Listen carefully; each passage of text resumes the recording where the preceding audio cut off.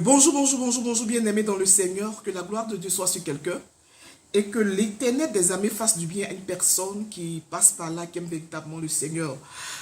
Soyez réellement bénis, si tu es nouvelle et que tu découvres cette chaîne, véritablement bienvenue et sois béni par la grâce de Dieu, sois béni par le nom puissant de Jésus-Christ de Nazareth. Et je t'exhorte, je le dirais, de t'abonner, en fait, que nous puissions partager des choses véritablement du royaume.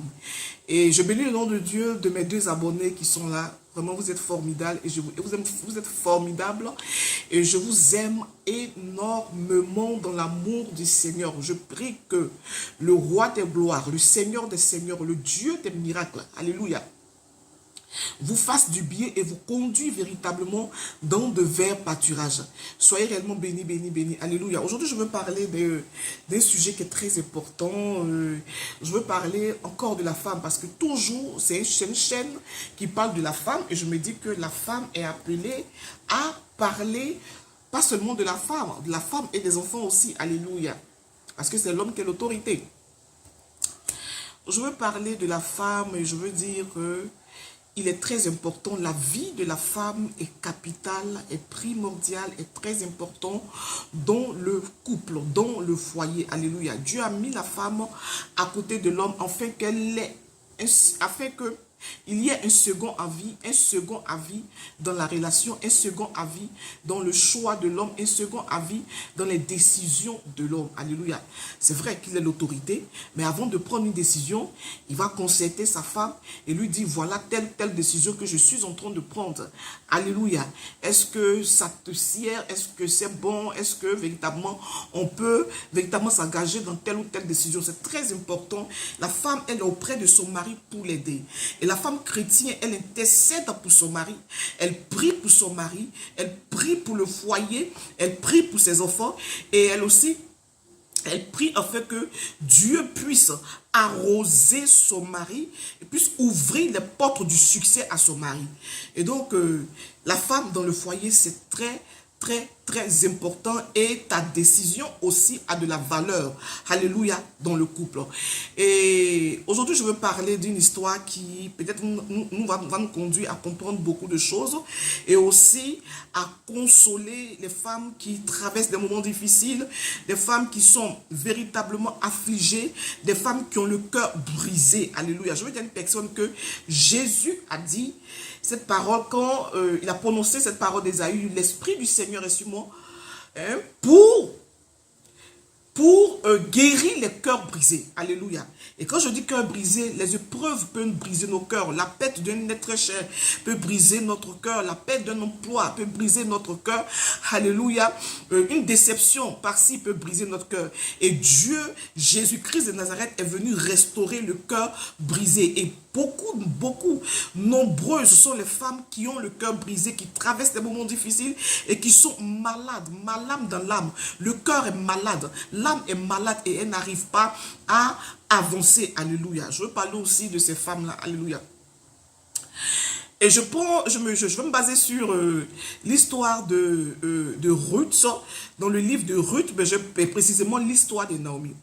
La Bible nous parle d'un foyer, d'un couple, alléluia, chrétien, d'un couple juif, alléluia, je peux dire ainsi, d'un couple juif qui, à un moment donné de leur vie, un moment donné, il y a eu une preuve, il y a eu la famine dans leur nation, c'est-à-dire à Bethléem, alléluia. Et le couple va décider de quitter la nation, de quitter Bethléem, de quitter la présence de Dieu et d'aller dans une autre nation, alléluia, qui est le pays de Moab, alléluia. Et ce pays-là a d'autres dieux, a d'autres coutumes qui n'a rien à voir avec nous, avec le Dieu des Juifs, alléluia. Et la Bible dit que quand ils sont partis, quelque chose va se passer. Quelque chose va se passer dans le foyer. Et le foyer sera visité par l'esprit de mort. Le mari va mourir. Alléluia. Pourquoi je dis que la femme a, la décision de la femme a de l'importance, surtout la femme chrétienne, parce que tu pries, tu intercèdes et Dieu compte sur toi pour aider ton mari. Et s'il y a des choses que ton mari ne peut pas comprendre, ne peut pas cerner, toi la femme, tu pourras cerner et donner ton point de vue à ton mari afin que Dieu puisse vous conduire véritablement dans le discernement. Alléluia. Et aussi dans la prière pour que Dieu puisse changer son cœur. Et Naomi n'a pas, Naomi n'a pas consulté Dieu. Naomi acceptait de suivre son mari à cause d'une preuve qui s'est passée dans la nation, à cause d'une difficulté qui s'est passée dans la nation. Naomi et son mari vont décider de partir. Naomi avait la possibilité de dire à son mari que nous avons un Dieu miraculeux, nous avons un Dieu de miracles, nous avons un Dieu capable. Nous n'avons pas besoin de quitter notre nation pour une autre nation parce que cette nation certainement peut-être est dans l'abondance. Alléluia. Mais Naomi a suivi son mari et la mort a visité et la famille de Naomi. La Bible dit que peu de temps après, les enfants de Naomi vont se marier, vont lui 10 ans, et la mort va encore frapper. Pourquoi? Parce que les enfants de Naomi vont se lier à d'autres femmes, à des femmes étrangères dans cette nation, qui, oh, alléluia, qui va à l'encontre de la parole de Dieu qui interdisait en son temps aux Juifs d'épouser d'autres femmes étrangères, de se lier à d'autres femmes étrangères. Et donc, la colère de Dieu va s'enflammer encore sur cette famille et il aura la mort. Alléluia. Et donc, Naomi va tout perdre. Elle va perdre son mari, elle va perdre ses 2 enfants, elle va perdre même ses biens. Alléluia. Et donc, elle va entendre, elle va décider de rentrer dans sa nation parce que Dieu a visité sa nation. Dieu a visité Juda et donc elle va décider de rentrer. Alléluia. Et dès l'instant qu'elle va décider de rentrer, Dieu va disposer les choses. Naomi était finie, apparemment. Pour elle, Naomi était finie. Naomi avait un âge avancé. Naomi ne pouvait plus se remarier selon elle. Naomi ne pouvait plus faire des enfants selon elle parce qu'elle est avancée en âge. Alléluia. Et donc, pour elle, était finie. Elle rentrait dans sa nation dans le but de peut-être de servir Dieu ou de mourir dans sa situation. Alléluia. Mais Dieu va susciter quelque chose. Je veux dire à une personne, Dieu utilise quelque chose pour glorifier son nom. Là où l'être humain, là où la connaissance humaine met un point, alléluia, à ta vie, là où l'on dit qu'il n'y a plus de possibilité, tu ne peux pas avancer, tu ne peux plus rien faire, là où toi-même tu te vois fini, c'est maintenant que Dieu va mettre une virgule pour écrire l'histoire, pour te donner un avenir, pour te donner de l'espoir. Alléluia. Naomi ne croyait plus en rien. Naomi, c'était fini pour elle. Elle a même dit, s'exprimer à ses belles sœurs, à ses belles filles, entrez chez vous, je suis vieille. Même si vous me suivez, je ne pourrai plus me marier, ni faire des enfants pour vous. Rentrez chez vous, mariez-vous, et ayez la paix dans un foyer. Je vais prier pour que vous ayez des bons maris. Mais, pour Naomi, c'était fini. Mais Dieu va susciter. Dieu va mettre l'amour de Naomi dans le cœur de Ruth. Alléluia. Dieu va disposer Ruth afin que Ruth soit un miracle pour Naomi. Alléluia. Naomi ne pouvait pas comprendre comment Ruth peut laisser sa nation, peut laisser son père, peut laisser sa mère, peut laisser ses frères et sœurs, peut laisser ses coutumes, peut laisser ses dieux, peut laisser tout ce qui la lie dans sa nation pour suivre sa belle-mère. Jusqu'au point où elle lui dit, ton Dieu sera mon Dieu. Là où tu dormiras, je dormirai. Là où tu mourras, je mourrai. Alléluia. Naomi et Ruth va tout abandonner pour suivre Dieu. De façon logique, de façon raisonnable. On ne peut pas comprendre l'amour que Ruth manifestait pour Naomi. Mais c'était Dieu qui avait disposé les choses comme ça. Enfin, au roi des gloires, de montrer à Naomi qu'il est le Dieu. Qu'il est un Dieu de miracles. Il est capable de transformer sa situation. Elle qui a fui la famine, elle qui a fui sa présence, elle qui a fui son pays, à cause de la famine. Il veut lui montrer qu'il est le Dieu qui est capable de faire au-delà de ce qu'elle a perdu. C'était à cause de la famine, de peur qu'elle perd tout, qu'elle est partie dans une autre nation. Mais elle a tout perdu. Alléluia. Alléluia. La Bible dit que Naomi va rentrer avec Ruth. Et Dieu va disposer les choses afin que Ruth, parce que je ne veux pas parler de Ruth, je veux juste parler de Naomi, pour nous montrer que Dieu est capable de réécrire notre histoire. Il est capable d'utiliser une personne qui n'a pas d'importance, ou bien une chose qui n'a pas d'importance pour réécrire notre histoire, pour nous donner de l'espérance et de l'avenir, pour nous faire vivre. Alléluia. Naomi, pour elle, tout était fini. Mais Dieu a réécrit son histoire. Dieu lui a donné une fille qui était plus que des hommes. Alléluia. Naomi et Ruth a donné la joie à Naomi par le canal de Dieu, par la puissance de Dieu. Alléluia. Par la faveur de Dieu, de l'Éternel des amis. Je vais dire à une personne, peu importe ta situation, peu importe ce que tu vis, peu importe ce que l'on dit de toi, peu importe ce que tu vois de tes yeux, que tu es fini, il n'y a plus d'espoir, que tu as pris de l'âge, qu'il n'y a plus d'espoir pour toi. Laisse-moi te dire, notre Dieu est le Dieu qui récrée. Notre Dieu est le Dieu de résurrection. Certainement quelque chose est mort en toi. Quelque chose, ta jeunesse n'est plus. Tu n'es plus, je te dis, mais est-ce que je pourrais faire ceci? Est-ce que je pourrais faire cela? Laisse-moi te dire, confie-toi à Dieu et tu verras sa gloire. Naomi était dans la désobéissance. C'est pour cela qu'elle a tout perdu. Mais la Bible dit, dès qu'elle a compris au Seigneur, dès qu'elle a compris sa faute, dès qu'elle a compris qu'elle était dans l'erreur et qu'elle a décidé d'aller dans sa nation, d'obéir à la voix de Dieu, Dieu va susciter quelque chose dans la vie de Naomi. Naomi ne restera pas seule. Naomi sera avec sa belle-fille. Sa belle-fille sera plus qu'un fils pour elle. Sa belle-fille va l'aimer plus que sa propre mère. Alléluia. Parce que Naomi a accepté d'obéir à la parole de Dieu, d'obéir à la voix de Dieu, de quitter le monde et de rentrer, alléluia, dans la présence de Dieu et de servir Dieu en dépit de tout, malgré sa situation, d'aller servir son Dieu, malgré son vieux âge, d'aller servir son Dieu. Laisse-moi te dire, frère, tant que tu seras dans la désobéissance de la parole de Dieu, tu ne verras pas la gloire de Dieu. Alléluia. Naomi était dans une certaine désobéissance. C'est pour cela que tout a disparu en elle. C'est pour cela qu'elle a perdu toute chose. Mais quand elle est rentrée dans l'obéissance de la parole de Dieu, la Bible dit que Dieu a réécrit son histoire. Il a ressuscité ce qui était mort en Naomi. Alléluia. Alléluia. Je veux te dire, toi frère, toi soeur qui m'entends, que longtemps tu vis une situation qui ne change point. Longtemps tu traverses des moments difficiles. Longtemps tu te demandes, Seigneur, pourquoi? Pourquoi ma situation ne change point? Pourquoi je demeure toujours dans la même situation? Pourquoi les gens avancent et moi je suis toujours la même personne? Laisse-moi te dire, Dieu est dans sa parole. Il est dans sa parole. Il n'est pas en dehors de sa parole. Il est dans sa parole. Et si tu restes dans l'obéissance de la parole de Dieu, l'Éternel des armées fera quelque chose de grand dans ta vie.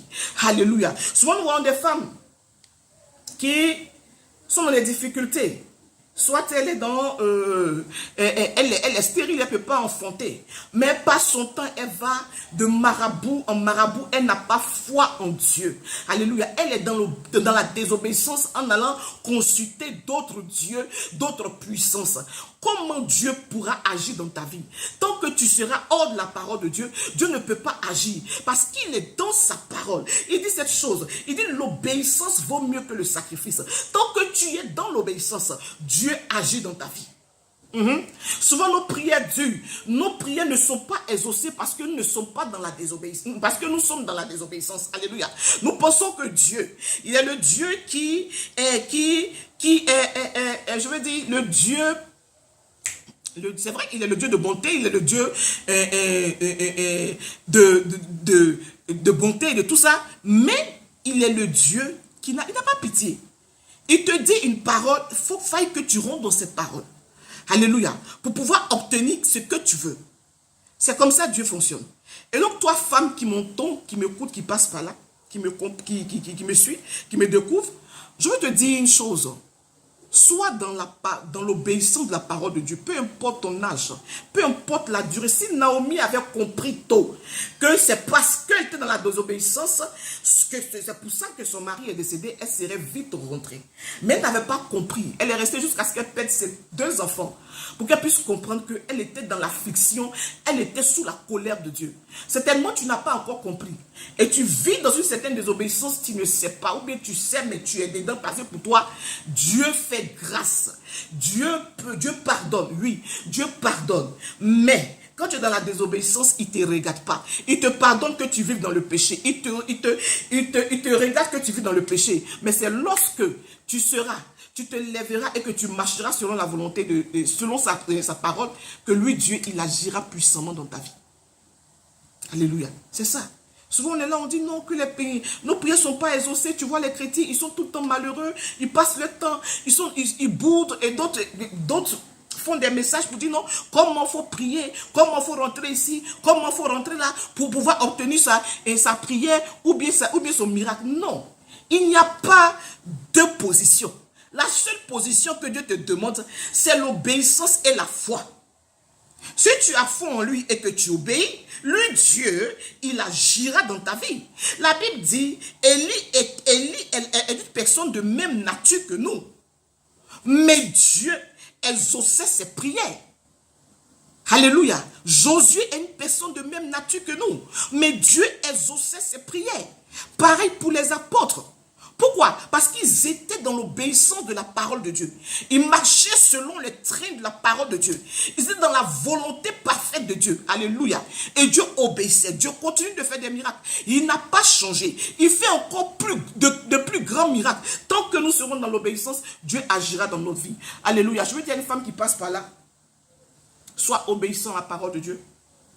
Demeure là où Dieu veut que tu sois. Mets la parole de Dieu en pratique. Parce que la parole de Dieu est la lumière de ta vie. La Bible dit que la parole de Dieu va jusqu'à séparer jointure et moelle.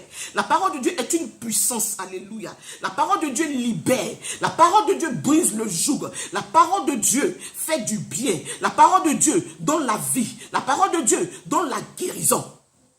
Quand nous obéissons à cette parole, nous avons la victoire sur le camp adverse. Donc, toi, femme qui m'écoute ce matin, je vais te dire ce matin, sois obéissant à la parole de Dieu et tu verras que Dieu fera de grandes choses dans ta vie. Surtout si tu traverses des moments difficiles, sois obéissant à la parole de Dieu. Et encore, laisse-moi te dire aussi, sois une femme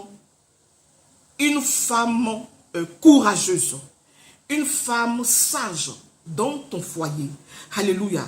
Consulte l'Éternel, même si ton mari n'est pas prêt. Mais toi, consulte l'Éternel. Et prie pour ton mari afin qu'il prenne des bonnes décisions pour votre futur, pour votre vie. Alléluia. Dieu t'a mis auprès de ton mari afin que tu sois une femme sage et une femme qui intercède, une femme de prière afin de conduire ton mari dans de verts pâturages. Quand le monde dit derrière un grand homme, il y a une femme, alléluia. Dans le monde, peut-être c'est des femmes qui pratiquent des choses occultes. Mais en Christ, derrière un grand homme, il y a une femme de prière, une femme de feu, une femme de courage, une femme vertueuse. Alléluia. Donc, sur ce, je vais vous laisser sur ce passage. Soyez réellement bénis. Je prie que le Seigneur glorifie véritablement sa puissance dans vos vies et qu'il vous donne véritablement d'être des femmes obéissantes et des femmes sages. Alléluia. Des femmes de prière. Véritablement, soyez réellement bénis. Dans la prochaine vidéo. Ciao, je vous aime. Bisous.